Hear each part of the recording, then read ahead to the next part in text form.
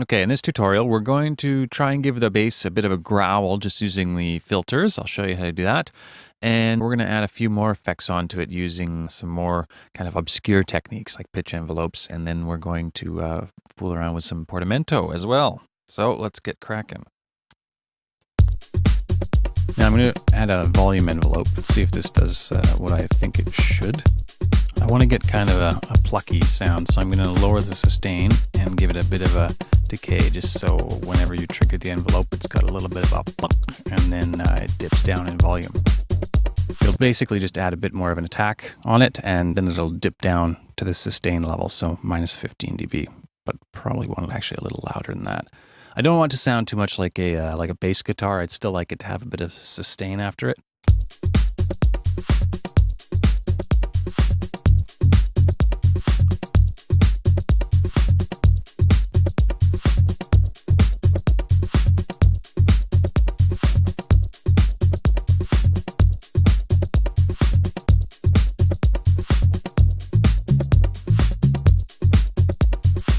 Yeah, we may be able to play with those later on.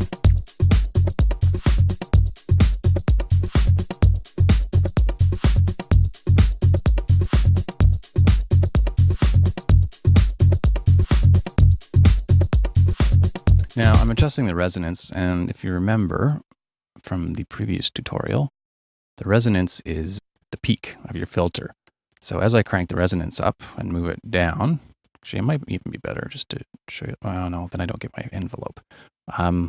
This is basically what's happening when I'm sweeping that filter up and down with the resonance up. So I'm getting this little bit here that's accentuated. Sometimes it's good, sometimes it's not.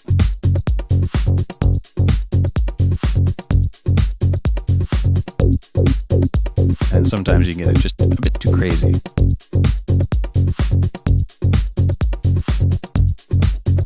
Now I'm also mixing this on my headphones, so the bass is going to seem a bit different than it will actually on my monitors. So I'm hoping that the sounds half decent. The bass is a bit loud right now, but that's because I want to play with it while it's sitting in front of the drums. Now I'm going to also turn on portamento and see if we can have a note in there that is that'll glide up.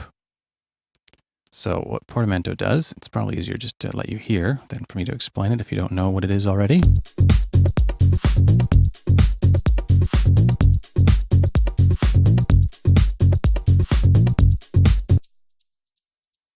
From this one to this one, if I didn't have portamento on, right, it jumps up there and it re-triggers the envelopes again, so you get another donk, donk, donk. Now, with portamento on,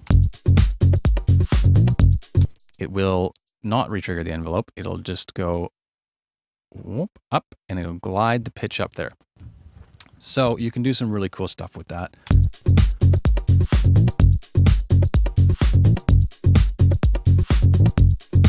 Not that.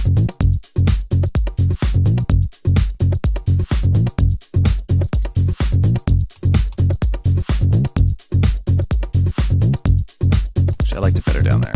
We'll leave it there.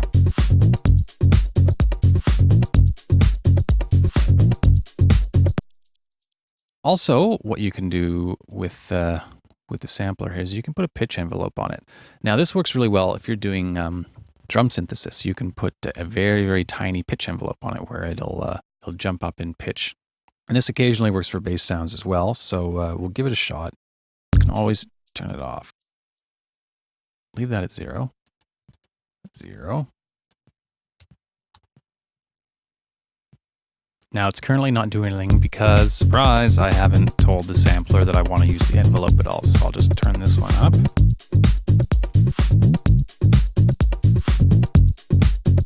Okay, so you see what's happening.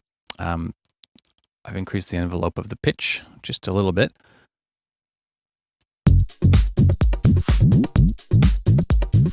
There, you can hear it. So it goes up, up, up, up, up for 211 milliseconds, and then boom, right back down to where we want it. What we want to do is just maybe put a bit of an attack on there, just so it simulates a bit of a pluck. It sounds way too way too old school funk. So we'll tone that down just a little bit.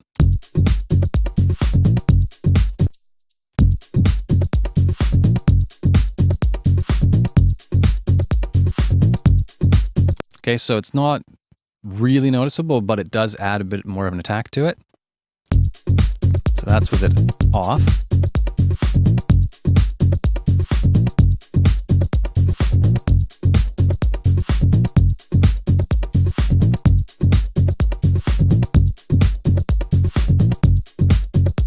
Yeah, 14 seems to be perfect.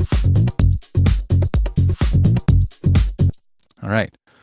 So there's a few ways to add a bit more character to your bass, or anything actually you want to sample. These tips are applicable to pretty much anything that you can load in to any VST samplers. You can also find very cool external filters made by third-party companies that emulate classic analog filters, and you can get some ones that will add a real cool amount of growl and a lot of almost distortion to it. So it's worth hunting around and seeing what the popular VST or AU filter plugins are out there.